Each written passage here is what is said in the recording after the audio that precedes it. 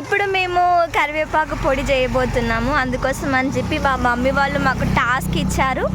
So మేము కరివేపాకు తెంపడానికి బయటకు వచ్చాము. మా మర్దల్స్ తెంపుతున్నారు కరివేపాకు.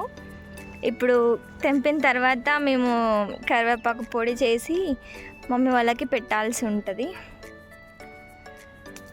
సో ఈరోజు లంచ్ ప్రిపరేషన్ మాదే అన్నమాట. అందుకోసం అని చెప్పి ఇలా ఎండలో బయటకు వచ్చాము.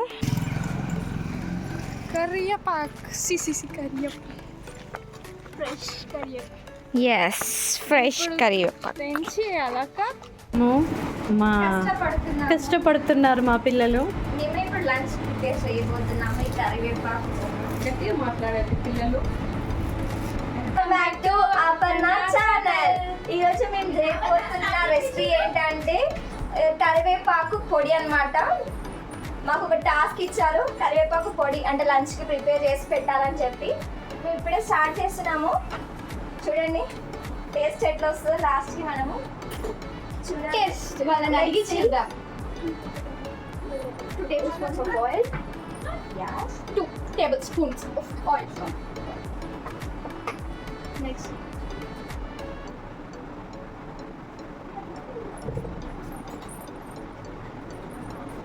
ఈ పప్పుని వేసుకుందాం. Yeah.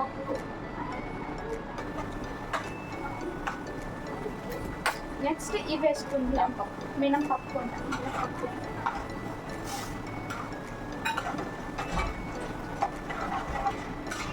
ఇవి ఇలా దోరగా వేగిన తర్వాతకి మనము ధనియాలు వేసేసుకోవాలి.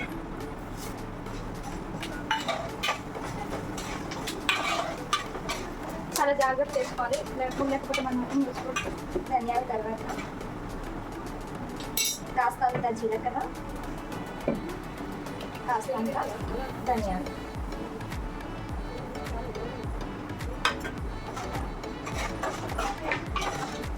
తర్వాత ఎండుమిర్చి వేసేసుకోవాలి.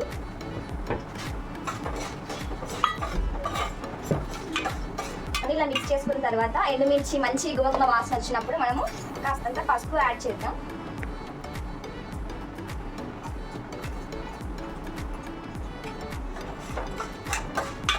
అంట మా వాళ్ళకి. సో అందరూ వాచ్ చేస్తున్నారు మా వంటని. ఈ స్మెల్కి ఆహా ఓహో అంటున్నారు. ఈ పెట్టుకున్న కరివేపాకు యాడ్ చేసేసుకోవాలి.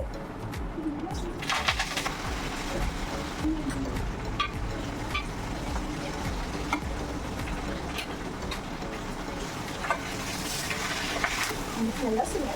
అవునక్క, ఎట్లా వస్తుందంటే ఎవరన్నా రాని అక్క ఏం చేస్తున్నారు ఇప్పుడు ఆప్షనల్ అన్నమాట. మీకు నచ్చితే వేసుకోండి. నేను ఇక్కడ నువ్వులు వేసేస్తున్నాను. వావ్, స్మెల్ బాగా వస్తుంది. ఏం చేస్తున్నావు? కరివేపాకు పొడి అక్క, నీకోసమే చేస్తున్నాము. స్మెల్ అయితే హాల్లోకి అయితే సూపర్ వస్తుంది కదా. అవునా? పొడి అవునక్క. చేయండి. రోజు లేరు కదా, సో ఈ రోజు చేపిస్తున్నాను వీళ్ళతో. చేయండి.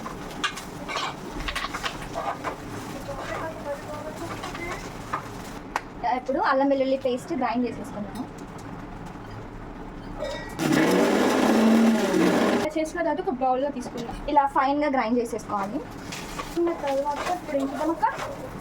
ఇది మంచిగా పగిన తర్వాత గ్రైండ్ చేసేసుకోవాలి. గ్రైండ్ ఏమైనా కష్టపడుతున్నాం కదా, చేపిద్దామని వచ్చా.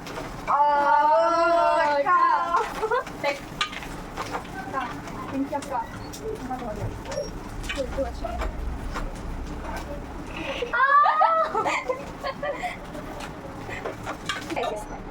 ఆఫ్ చేసేసుకొని ఇది చల్లారాక మనము గ్రైండ్ చేసేసుకోవాలి. మిక్సీ జార్లోకి తీసుకుంటున్నాను. దీంట్లోకి కాస్త చింతపండు వేసేసుకుంటున్నాను. అండ్ నెక్స్ట్ కాస్తంత ఉప్పు, హాఫ్ టేబుల్ స్పూన్ సాల్ట్ అవంతా కలిపి మిక్సీ పడి ఇప్పుడు గ్రైండ్ చేసేసుకోవాలి.